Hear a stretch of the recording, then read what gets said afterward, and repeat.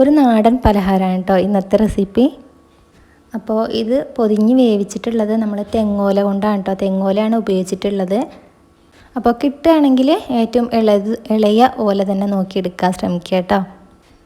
അപ്പോൾ ഞാനിതാ ഒരു 3/4 കപ്പോളം പൊടിച്ച ശർക്കരയാണ് എടുത്തിട്ടുള്ളത്. അത് നമുക്ക് നന്നായിട്ടൊന്ന് ഉരുക്കിയെടുക്കാം.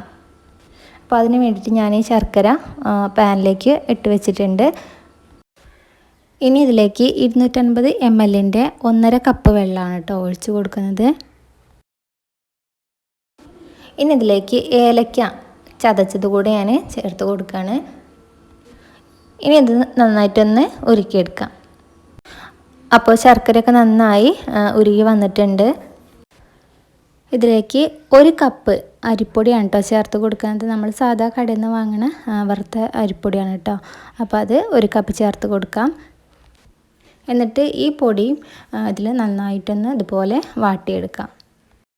അതിനുശേഷം 1/2 കപ്പ് തേങ്ങ ചിരകിയത് കൂടെ ചേർത്ത് കൊടുക്കുന്നുണ്ട്. ഇത് കൂടെ നന്നായിട്ടൊന്ന് മിക്സ് ചെയ്തെടുക്കണം. എന്നിട്ട് നമ്മുടെ കൈ ഉപയോഗിച്ചിട്ട് നന്നായിട്ടൊന്ന് കുഴച്ചെടുക്കുകയാണ്. കയ്യിൽ കുറച്ച് എണ്ണ ഇട്ട് കൊടുത്തിട്ടുണ്ട് കേട്ടോ. എന്നിട്ട് നന്നായിട്ട് ഇതുപോലെ കുഴച്ചെടുക്കാം. അപ്പോൾ ഇത് നന്നായി കുഴച്ചെടുത്തതിന് ശേഷം ഈ ഇലയിൽ പൊതിയാൻ വേണ്ടിയിട്ടുള്ള ഇലയൊക്കെ റെഡിയാക്കിയിട്ടുണ്ട് കേട്ടോ. അപ്പോൾ നമ്മളിതാ പച്ച തെങ്ങോല ഓരോന്നായിട്ട് മുറിച്ച് വെച്ചിട്ടുണ്ട് കേട്ടോ.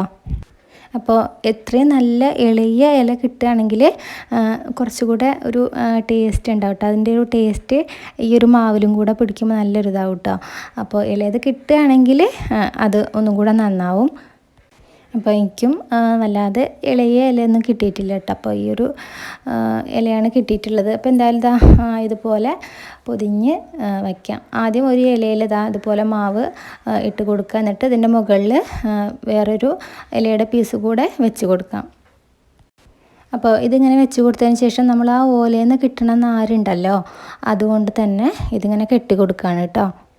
അപ്പോൾ മുഴുവനും മാവും ഇതുപോലെ ചെയ്തതിന് ശേഷം നമുക്ക് ആവിയിൽ വേവിച്ചെടുക്കണം. അപ്പോൾ മുഴുവൻ മാവും ഇതുപോലെ പൊതിഞ്ഞിട്ടുണ്ട് കേട്ടോ.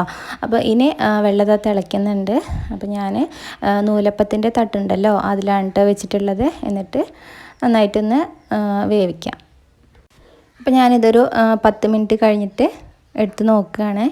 അപ്പോൾ ഇത് മുഴുവനായിട്ടും വെന്തിട്ടുണ്ട് കേട്ടോ. ഇലയുടെ കളറൊക്കെ നന്നായി മാറി വന്നിട്ടുണ്ട്.